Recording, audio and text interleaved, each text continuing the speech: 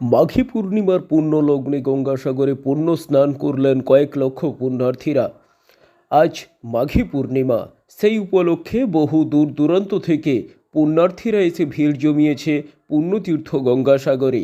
পুণ্য লাভের আশায় আজ ভোর রাত থেকে পুণ্যার্থীরা গঙ্গাসাগরের সমুদ্র স্থানে পূর্ণ স্নান করছেন এবং স্নান শেষে পুজো দিয়ে ফিরছেন কপিল মুনির আশ্রমের দিকে। সমস্ত যাত্রীদের নিরাপত্তার কথা মাথায় রেখে ব্লক প্রশাসনের পক্ষ থেকে বিশেষ ব্যবস্থা গ্রহণ করা হয়েছে। সমুদ্র সৈকত থেকে কপিল মুনির আশ্রম পর্যন্ত ৩৩ জন সিভিল ডিফেন্সের কর্মীকে মোতায়েন করা হয়েছে। ৩টে স্পিডবোট ও নদীতে তটরক্ষী বাহিনী দ্বারা চলছে বিশেষ নজরদারি। এছাড়াও বিভিন্ন স্থানে মোতায়েন করা হয়েছে গঙ্গাসাগর কোস্টাল থানা এবং গঙ্গাসাগর সাগর থানার বিভিন্ন পুলিশ কর্মীদের। তাই সব রকমভাবে পুণ্যার্থীদের সহযোগিতা করতে স্বতন্ত্রভাবে চেষ্টা করছে ব্লক প্রশাসন। আলপনা বর্মন, আমরা এসেছি ইচ্ছাপুর থেকে, ইচ্ছাপুর থেকে।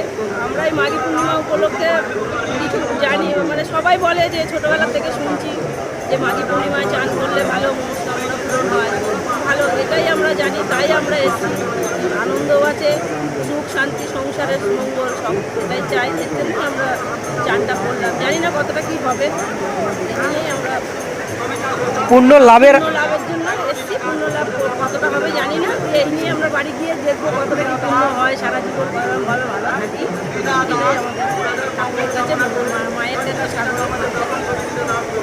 পুজো কি দেওয়া হয়ে গেছে? পুজো এবার দেবো, চান করলাম, মানে মায়ের কাছে আমরা দিলাম, মায়ের কাছে নুন চিনি দিয়ে মায়ের এখানে জলের প্রণাম করলাম। এবার মায়ের মন্দিরে যাবো, পুজো করবো, পুজো করে বাড়ি যাবো, হোটেলে গিয়ে।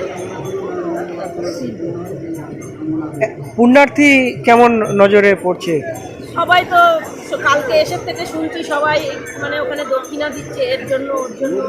হ্যাঁ, লোক প্রচুর লোক, সবাই এসছে, সবার মনস্কামনা করে। এবার দেখা যাক কার কি মনস্কামনা করতে কি পূর্ণ হয়।